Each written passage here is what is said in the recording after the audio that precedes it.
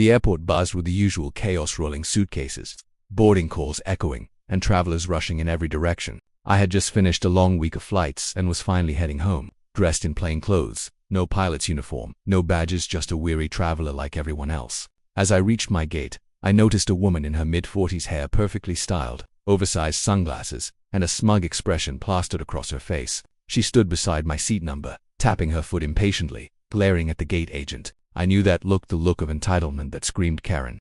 The moment I boarded, I saw her already seated in my window seat, scrolling through her phone as if she owned the plane. I smiled politely and said, "Excuse me, that's actually my seat." She looked up, eyes rolling dramatically. "No, it's mine. You must be mistaken." Her voice dripped with arrogance. The flight attendant came over, checked the tickets, and confirmed it was indeed mine. But instead of apologizing, she huffed, "I deserve the window. You can take the aisle. You look like you fly economy anyway."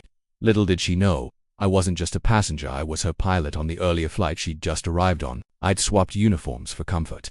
But I still had the authority and the patience of someone who had seen every kind of passenger drama. I could have told her right then, but I decided to wait. When the flight attendant addressed me as Captain Miller, the color drained from her face. She realized too late who she had messed with. Daylight poured through the windows, illuminating her embarrassment like a spotlight, and I couldn't help but smile. It was going to be a smooth flight home.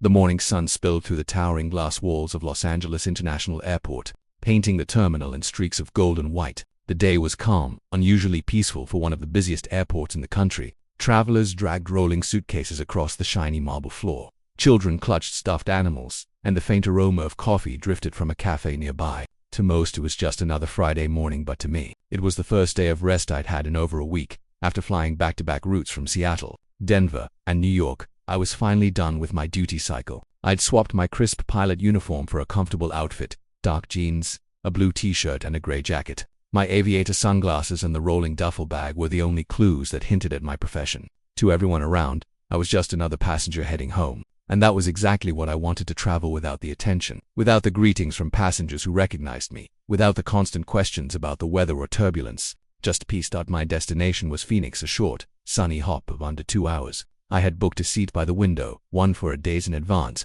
As much as I enjoyed flying the plane, there was something calming about sitting on the other side of the cockpit door for a change. No responsibility, no pressure, just me, the view, and the clouds. I had planned to rest, maybe doze off, and let my mind drift.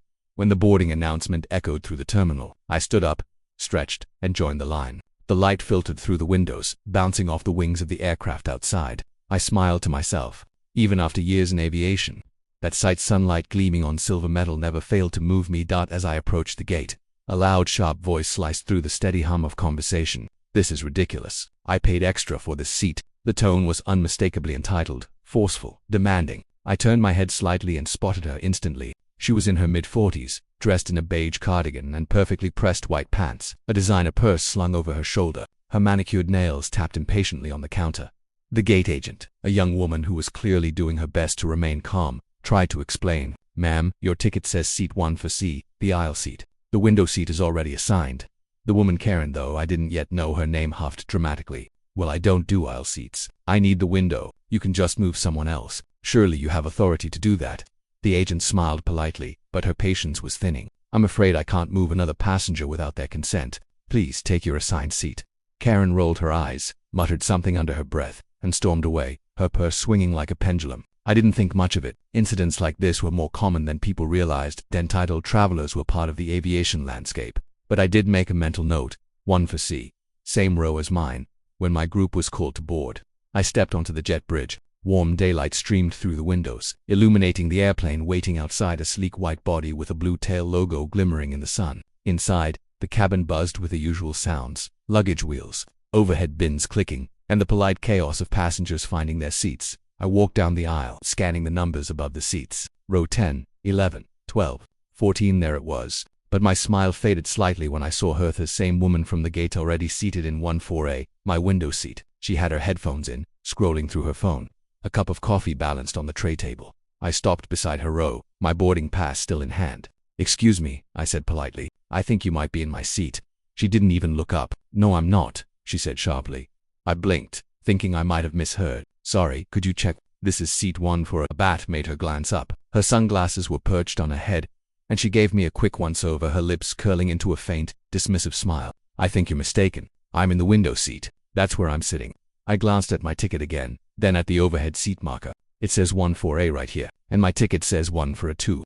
Karen sighed, as if I were a child interrupting her. Well, I already got comfortable, and I don't plan on moving. You can take the aisle seat, it's the same row, isn't it? Now, I'd dealt with plenty of difficult passengers in my years as a pilot, people who refused to buckle up, argued about baggage weight, or demanded to see the cockpit, but being spoken to like this, while off-duty, was a different kind of test. I took a slow breath, keeping my voice calm. I understand, ma'am, but that's my assigned seat. Before she could respond, a flight attendant noticed the situation and walked over. Is everything okay here? Yes, Karen said before I could answer. This man is confused about his seat. He can sit in the aisle. I want the window. The attendant, a kind middle-aged woman named Rachel, checked both our boarding passes. Her eyes flicked between them, and then she turned to Karen. Ma'am, your ticket says 1 for C. The gentleman's ticket says 1 for A. The window seat belongs to him. Karen frowned deeply. That's ridiculous. I specifically asked for a window seat. Rachel smiled gently but stood her ground. I understand, but we have to honor assigned seating.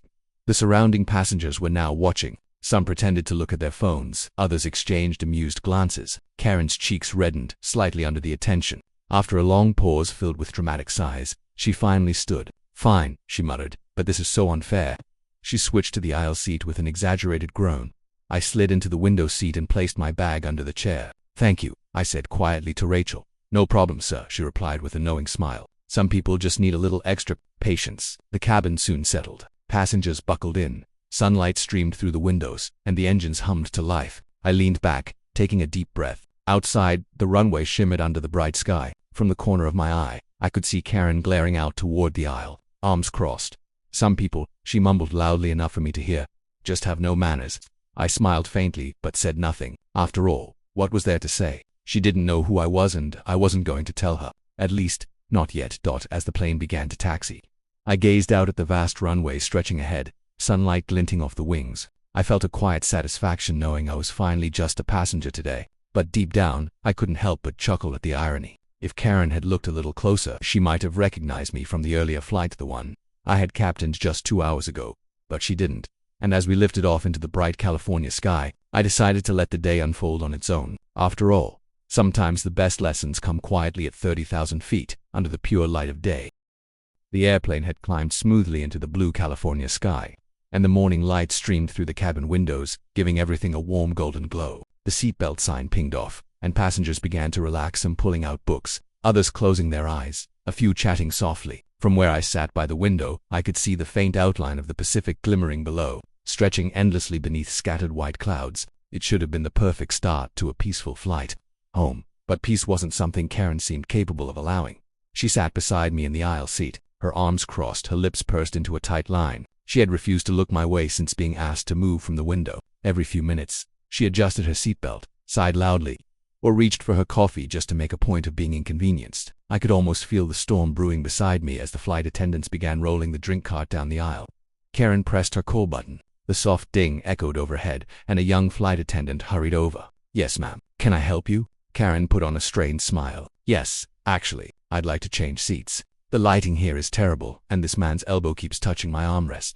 The attendant glanced at me, then back at her. I'm sorry, ma'am, but this flight is completely full. We don't have any open seats. Karen's smile vanished. That's not acceptable. I can't sit here for 2 hours. I specifically asked for a window seat, and that man, she jabbed a thumb in my direction, took it.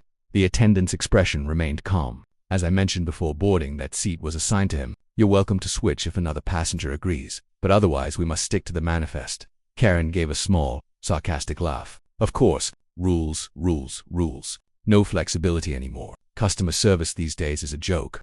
I leaned slightly toward her, keeping my tone polite but firm.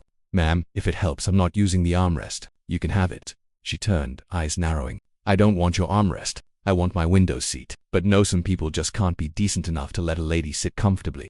The woman across the aisle chuckled quietly, and Karen shot her a glare that could have frozen lava. The flight attendant wisely decided to move on, offering drinks to the next row. I stared out the window, letting the sunlight wash over my face. Below us, the landscape shifted from city grids to open desert, dotted with streaks of gold and brown. For most people it was just scenery, but for me, it was home, something familiar and grounding. Karen, however, wasn't done. You know, she began again, her voice slightly raised. Back in the day, gentlemen used to offer their seats to women without making a fuss. I turned slowly to meet her gaze. I didn't realize common courtesy meant ignoring your ticket assignment, I said evenly. Her eyes widened. Excuse me, I'm just saying. I continued, keeping my tone calm. We all have assigned seats for a reason. It keeps order, avoids confusion, and ensures everyone gets what they paid for. It's not about courtesy, it's about fairness. Karen blinked, as if she couldn't quite believe I'd spoken back. Fairness, she repeated, scoffing. You call it fairness when a man takes the better seat just because he happened to book earlier. What if I have anxiety? What if I need the window to stay calm? You didn't mention that to the gate agent, I said softly. You just demanded the window seat because you wanted it. There's a difference. Her cheeks flushed pink. You don't know anything about me. That's true, I said, but I do know airplanes. She frowned at that, clearly puzzled. What does that mean? I smiled faintly, turning back to the view outside. Just that sometimes the person sitting next to you might know more about flying than you think. Her expression hardened, but she didn't reply. The silence between us stretched, broken only by the faint hum of the engines and the occasional clink of glasses from the galley. About 20 minutes later, the captain's voice came over the intercom. My colleague, Captain Lopez. Ladies and gentlemen, this is your captain speaking. We're cruising at 34,000 feet with clear skies all the way to Phoenix. Sit back, relax, and enjoy the flight. The sunlight flickered off the wing outside, bright and steady. I noticed Karen shifting uncomfortably. She tapped her nails on the tray table, then pulled out her phone to take a few photos. I would have gotten such a better shot if I were by the window, she muttered loudly.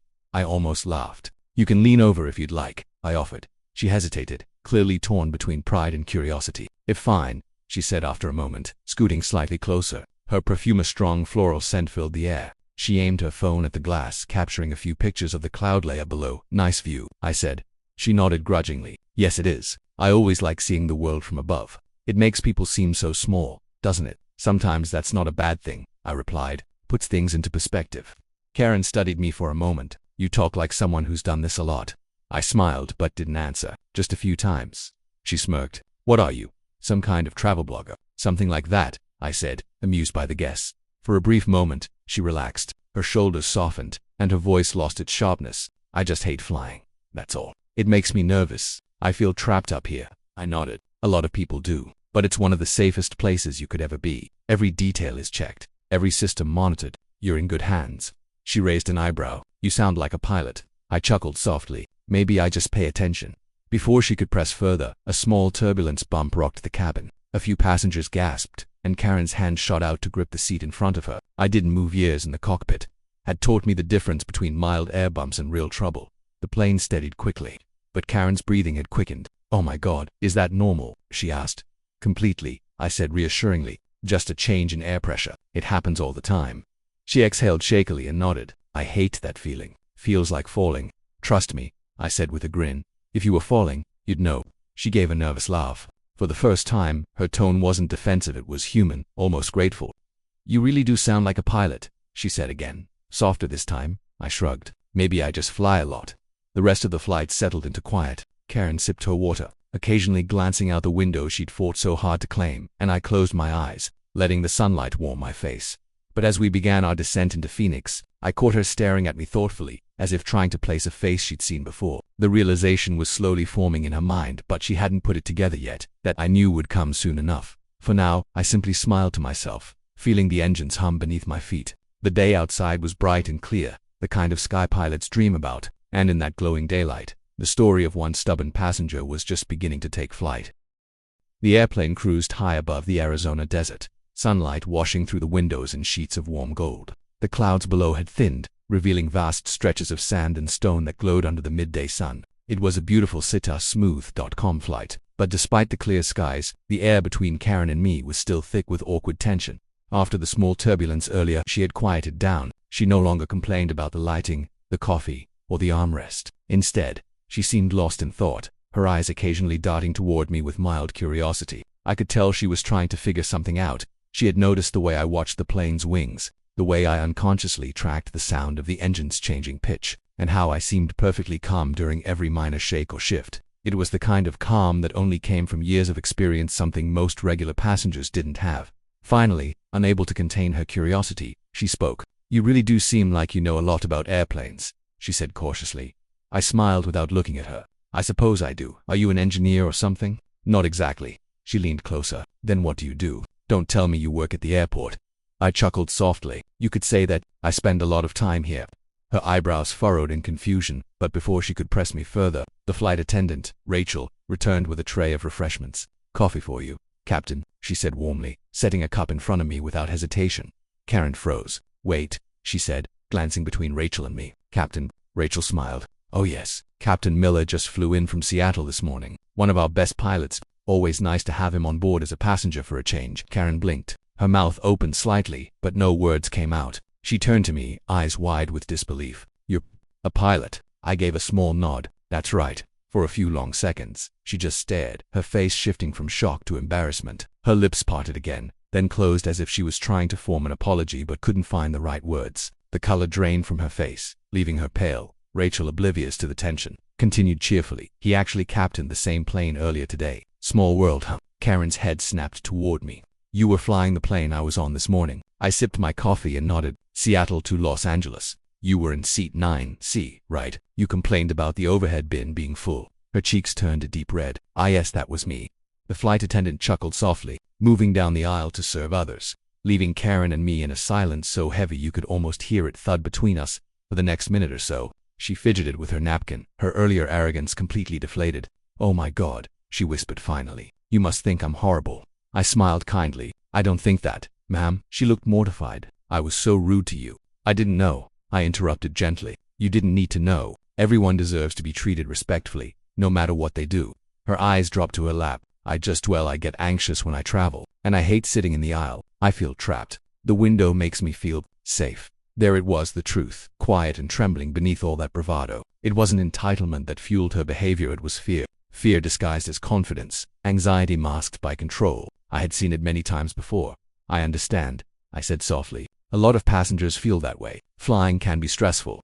She looked up, surprised at my calm tone. "You're not angry?" I chuckled. "I've dealt with much worse. Believe me, this was mild." A small, awkward smile appeared on her face. "I can't believe I snapped at a pilot twice, 3 times, technically," I said teasingly. Her eyes widened before she burst into a nervous laugh. The sound was genuine this time, not sharp or defensive, but light, almost relieved. "I guess I deserve that." The tension between us slowly began to melt. The engines hummed softly, and sunlight painted warm patterns on the cabin walls. Outside, the sky stretched endlessly, and for a moment, everything felt peaceful again. "So," she said after a while, curiosity creeping back into her voice, "what's it like being a pilot? Is it really as stressful as people say?" I smiled, leaning back in my seat. "It has its moments, but honestly, I love it. Every flight is different. The sky changes, the light shifts, the air feels alive up there. You can't ever get tired of it." She nodded slowly, eyes softening. "I guess it must be amazing to be the one in control, to see the world from above." "It's humbling, actually," I said. "When you're up there, above the clouds, you realize how small everything else is. The things we argue about on the ground, they don't seem so important anymore." Karen was quiet for a moment, looking thoughtful. "You know, I never really thought about it that way." I smiled faintly. "Most people don't. They're too busy worrying about legroom or Wi-Fi." She laughed softly, guilty. Then her tone shifted again, gentle, almost hesitant. "I really am sorry about earlier. I shouldn't have spoken to you like that." "I appreciate that," I said. "But honestly, it's okay. You didn't know." "But I should have," she replied, shaking her head. "Not that you were a pilot, but that you were just another person trying to get home." I acted like someone I don't want to be. That honesty caught me off guard. Most passengers in her position would have doubled down, made excuses, or tried to justify their actions. But Karen seemed genuinely remorseful. Maybe the altitude had cleared her perspective a little. The captain's voice came over the intercom again, announcing our descent into Phoenix. The sunlight outside had turned softer now, glowing like polished brass as the plane angled downward. The desert stretched endlessly below, golden and vast. As we began to lower, the seatbelt sign chimed on, and the attendant started preparing for landing. Karen glanced out the window she had once fought over so fiercely. "It's beautiful," she said quietly. "It is," I agreed. She hesitated before adding, "Thank you for not embarrassing me earlier. You could have easily done that." I looked at her and smiled. "That's not my style. Besides, sometimes people just need a gentle landing, not a rough one." She smiled back, and for the first time it wasn't forced, it was genuine. "You really live this flying thing, don't you?" I nodded. "Every part of it." The plane touched down smoothly on the runway, tires kissing the ground with a soft thud. The sunlight shimmered across the tarmac as we slowed to taxi speed. The passengers clapped quietly, a rare but welcome sound. Karen let out a breath she didn't realize she'd been holding. "You're a good pilot," she said softly. "Thank you," I replied. "But today, I was just another passenger."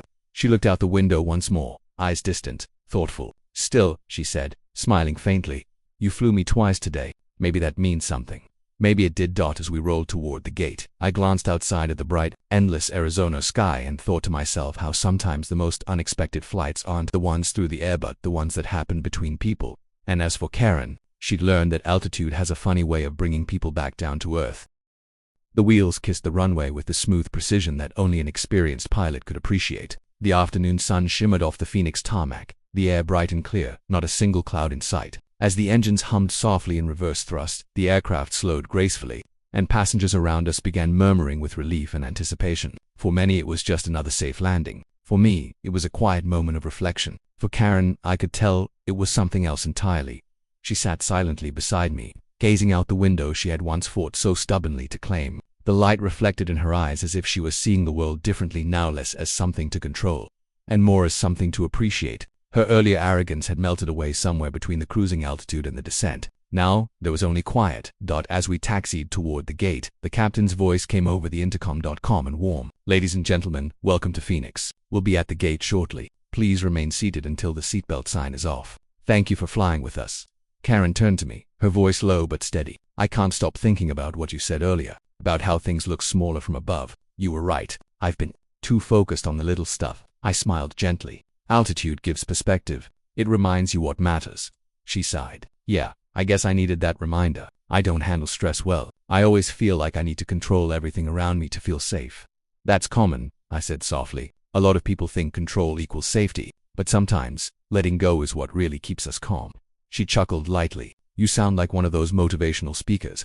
I laughed. Trust me, I've seen enough turbulence to know when to relax and when to act. Life's not that different from flying most of the time. You just need to trust the process. The plane came to a smooth stop at the gate, and the seatbelt sign dinged off. Passengers stood, stretching, retrieving bags from the overhead bins. The sound of zippers, chatter, and rolling luggage filled the air. I stayed seated, as I always did, waiting for the crowd to thin. Years in aviation had taught me patience, the kind that comes from waiting for 200 people to disembark before you can even get a cup of coffee. Karen, however, didn't rush either. She stayed seated beside me, hands clasped on her lap, looking pensive. After a moment she said, You know, when I saw you earlier in the terminal, I thought you were just some guy trying to get home. I had no idea you were the one who flew me here safely this morning. I shrugged. That's the funny thing about people. You never really know who you're talking to. She nodded slowly. That's what embarrasses me the most. I judged you before I even spoke to you. I just assumed. Assumptions are easy to make, I said. But it's what you do after that matters. Her eyes softened. You could have made a scene. You know, you could have told everyone who you were right away. I would have looked ridiculous. I smiled faintly. Maybe, but embarrassing people doesn't help them learn. Letting them realize things on their own, that's what sticks. Karen bit her lip, clearly touched by that. You really are patient. I don't think I've ever met someone so calm. I would have lost it if I were in your place. Years in the cockpit teach you a lot about staying calm, I said with a grin. There's no room for anger at 30,000 feet. She laughed softly, shaking her head. I think I could use some of that training. The aisle began to clear, and passengers filed out one by one. As we stood, Karen adjusted her purse and glanced at me. Can I ask you something? Of course, she hesitated. Why do you do it? Flying. I mean, isn't it exhausting? The long hours, the time away from home. I thought for a moment before answering. It can be, but flying gives me something that nothing else does, a sense of purpose. Every time I take off, I feel free. Every time I land, I feel grounded. It's like life reminding me that balance is possible. She looked impressed. That's beautiful. We slowly joined the line, moving towards the front of the plane. Sunlight poured through the open door ahead, bright and inviting. The ground crew outside waved, their reflective vests glowing under the Arizona sun. Just before we reached the exit, one of the flight attendants spotted me. Captain Miller, she said cheerfully. Safe travels home. Hope we see you in uniform next time. Karen smiled awkwardly at that, still blushing slightly. I guess everyone on this plane knows you except me. I chuckled. That's all right. Sometimes the best lessons come from strangers. As we stepped off the jet bridge and into the terminal, the warm desert air greeted us. The light inside was golden, filtering through the tall windows and dancing across the polished floor. Karen stopped for a moment, turning toward me. Captain Miller, she said quietly, almost shyly. I really do mean it when I say I'm sorry. I wasn't just rude, I was wrong. And not just about the seat, about how I treat people sometimes. I rush. I assume. I think the world owes me something. It doesn't. I see that now. I gave her a small, understanding nod. It takes courage to admit that. Most people never do. She smiled faintly. Maybe altitude really does change people. I laughed. It has a way of humbling us all. She looked around, The airport, busy and bright, travelers hurrying past with their bags. You know, she said, I don't usually enjoy flights, but today, I think I learned more up there than I have in a long time. That's good, I said. Sometimes the skies are the best classroom. We stood there for a moment longer. I could tell she wanted to say more, but words didn't quite come. Instead, she extended her hand. Thank you for not giving up on being kind, even when I didn't deserve it. I shook her hand. Everyone deserves a smooth landing, Karen. Her eyes shimmered with quiet gratitude. Take care, Captain. You, I said, watching her walk away toward baggage claim, her pace slower, her posture lighter. I stood for a moment, letting the warmth of the sunlight soak in. Outside, another aircraft was lifting off, its silver body gleaming against the endless blue. I could almost feel the vibration of the engines beneath my feet, a familiar hum that always reminded me why I loved this life. As I made my way toward the exit, I thought about Karen, not the entitled woman from earlier, but the one who'd finally let her walls fall. Maybe she'd never fly with me again. But if she did, I hoped she'd see more than just the seat number printed on her ticket, because that's what flying and life teaches you if you let it. Perspective. And as I stepped into the bright Phoenix afternoon, I smiled to myself. The sky above was clear, wide, and forgiving, just the way lessons from the clouds are meant to be. The following morning in Phoenix was one of those golden dawns where everything seemed touched by calm. The air was still, the horizon painted with pink and amber hues. I sat at the airport cafe with a cup of coffee in hand, watching aircrafts taxi toward the runway. The low hum of engines was a familiar comforter sound that had underscored my entire life. As I gazed through the glass, I found myself thinking about Karen. It wasn't just the incident on the plane that replayed in my mind. It was the transformation I had witnessed. She had boarded that flight defensive and entitled, yet disembarked humble and self. I had seen hundreds of passengers over the years, faces blending together in the endless cycle of arrivals and departures, but hers stood out. She represented something more universal, the struggle to let go of control and the courage to change. When the world shows you your reflection from 30,000 feet, a voice interrupted my thoughts. Captain Miller. I turned to see a familiar figure approaching. It was Karen, smiling warmly, her expression open and bright. She looked different, lighter somehow. She wore a simple denim jacket, her hair tied back casually, no trace of the tension she'd carried that day on the plane. Karen, I said with a genuine smile, didn't expect to see you here. I didn't expect to run into you either, she laughed, setting her bag down beside me. I'm flying home today. I saw you through the window and thought, maybe it was fate, or maybe Phoenix isn't as big as it feels. I replied. She grinned. Maybe both. We sat for a moment in comfortable silence, sipping our coffees as the terminal slowly came to life. Travelers hurried past, some anxious, some excited, each of them a story in motion. I've been thinking about that flight, she began softly. I wasn't myself that day. I was angry, bitter, frustrated about something that had nothing to do with you. My mother's been sick and I've been handling everything on my own. I guess I brought all that baggage with me onto the plane. I nodded slowly. Sometimes, the heaviest baggage isn't the one you check in. She smiled faintly at that, her eyes glassy but calm. You know, after that flight, I started changing small things. I apologized to my neighbors, started volunteering at the local community center. I've been trying to be less reactive. It's weird how one conversation can shift everything. I set my cup down, moved by her honesty. You did that yourself. The sky just gave you a view to see it. She laughed softly. I like that. The sky as a mirror. We sat there for a while, talking about life beyond flights, about second chances, patience, and the quiet kind of forgiveness we owe ourselves. She listened more than she spoke, her words gentle now, measured. The storm inside her seemed to have passed. As the boarding announcement for her flight echoed through the terminal, she stood and adjusted her bag. I guess this is goodbye again, she said, smiling. For now, I replied. But remember what I said, life's a lot like flying. You can't control the weather, but you can always choose how to navigate it. She nodded. And if the turbulence comes, hold steady, I said. It always clears eventually. Karen hesitated, then hugged me briefly, a simple gesture, full of sincerity. Thank you, Captain, for the seat, the lesson, and the patience. You didn't just fly a plane that day. You helped someone land within themselves. Her words lingered long after she walked away. I watched her disappear into the boarding line, confident and composed. There was something poetic about it, how every ending could feel like a new departure. When her plane lifted off a half-hour later, I stood by the window, watching as it soared upward into the morning light. The contrail left behind stretched across the sky like a silver signature, reminder that even brief encounters can leave lasting marks. As I turned to leave the terminal, I passed a young man arguing with an airline employee about a delay. His frustration was palpable, the same kind of impatience I'd seen countless times. For a moment, I almost intervened, but then something stopped me. I realized that maybe it wasn't always my place to teach. Sometimes, people had to find their own altitude, just like Karen did. Outside, the warm Arizona sun wrapped around me. My car waited in the parking lot, but I didn't rush. I stood for a while, watching another jet take off, feeling the deep rumble vibrate through the ground. I thought about all the lives I had carried through the skies, the moments of fear, joy, anger, and peace that unfolded behind those small oval windows. Flying had always been my way of understanding people. From above, every problem looks smaller, every path clearer. Up there, there's no judgment, no ego, just endless space and perspective. That was the lesson Karen had rediscovered, and the one I carried every day. We all fly through storms, but it's how we land that defines us. Later that day, I checked my email. To my surprise, there was one from Karen. The subject line read, "Thank you for the altitude." In her message, she wrote, "Captain Miller, I wanted to tell you that I've been accepted into a volunteer pilot outreach program. They help kids experience their first flight in small planes. I thought you'd appreciate that. You made me realize that kindness isn't about grand gestures, it's about patience in the moment. Thank you for giving me the courage to look up again." Karen, I leaned back, smiling. It was strange how life worked, how a single misunderstanding over a seat could lead to something far bigger than either of us imagined. It wasn't about seats or flights or apologies anymore. It was about growth, about seeing ourselves from a higher perspective. That night, as the sun set over Phoenix, I sat on my hotel balcony, watching aircraft lights blink across the darkening sky. Each one carried hundreds of stories, hundreds of chances for people to rediscover themselves somewhere above the clouds. And I felt a deep peace knowing that maybe, just maybe, Karen's story would inspire another person someday, because sometimes it only takes one flight to remind you that the sky isn't just above you, it's within you.